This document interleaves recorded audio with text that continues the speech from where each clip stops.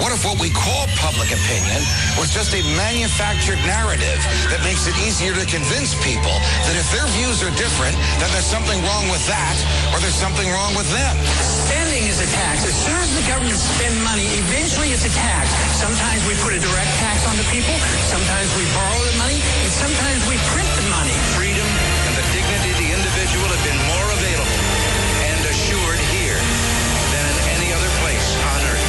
The Patrick Riggins Show. And now your host, Patrick Riggins.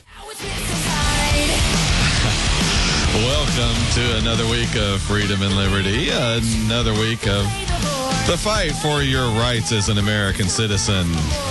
Little hailstorm singing there, Miss Hyde.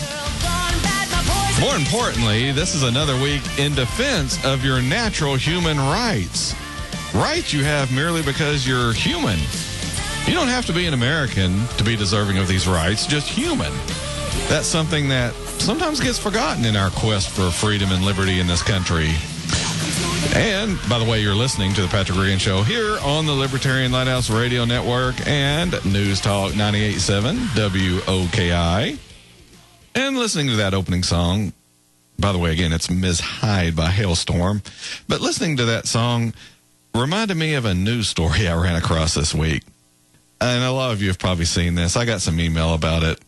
It's all about an ex-NFL cheerleader, and she's been sentenced for her arrest back in February. Now, another reason I want to mention this is because she used to cheer for the Tennessee Titans.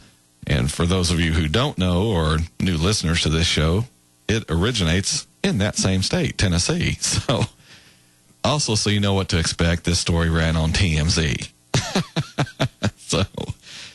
But the story is about Elizabeth Garner. She's an ex-NFL cheerleader and allegedly tried to perform something orally on a 12-year-old boy back in February, and she's finally been sentenced on that.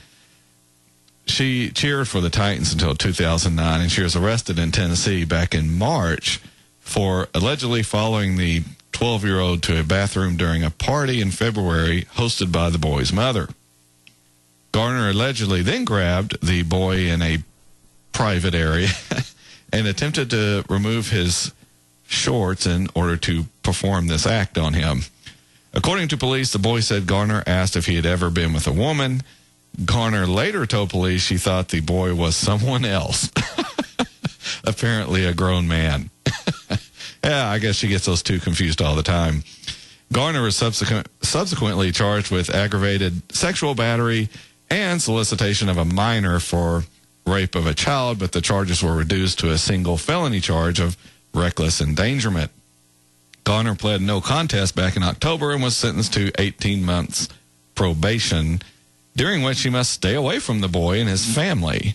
She also has to submit to drug testing and attend AA sessions twice a week.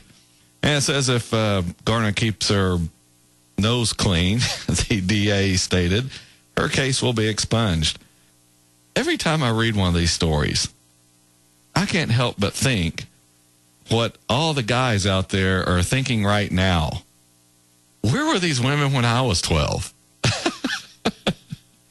An NFL cheerleader hitting on you.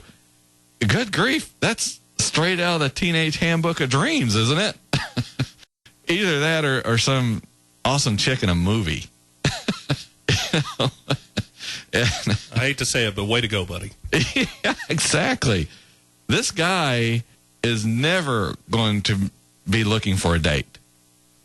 I mean, when the girls in his school find out that an ex-NFL cheerleader was basically trying to take advantage of him, he's got to date the rest of his life. What a resume builder. Not that guys do that, but it would be a resume builder. So, hey, while we're on the subject, not that I meant to start this show off in a risque fashion, but this story's been bouncing around the internet, and since we're already in this area, I might as well mention it too. There was a story, let's see, her name's Anna Marie Chiarini, I guess. She had a long-distance boyfriend, and he was trying to convince her to pose nude and send the pictures to him. she recalls him saying she was so beautiful, and because he missed her so much, this is why he wanted the pictures, and he promised they'd be stored on a compact disc and hidden in his drawer. Well, of course, she believed him, and then they broke up, and the CD was auctioned on eBay. And he went ahead and emailed a link to her friends and family. Copies were later mailed to her son's Catholic school kindergarten teacher and the department head at the college where she taught English. The images eventually wound up in a pornographic video sharing site, earning 4,000 views in less than 2 weeks. She says, quote, "I was horrified." She's a 42-year-old single mom living in Maryland. "The night he said he was going to do it, I called the police in absolute panic and tried to explain what was going on. I said, he's threatened to put these pictures of me up on an eBay auction." And they said, well, so? What they're talking about is it's called revenge porn, and apparently it's legal in every state except California and New Jersey. A person shares a sexually explicit photo or video with someone, and then these images pop back up online months or even years later, and they say it's typically after a bad breakup.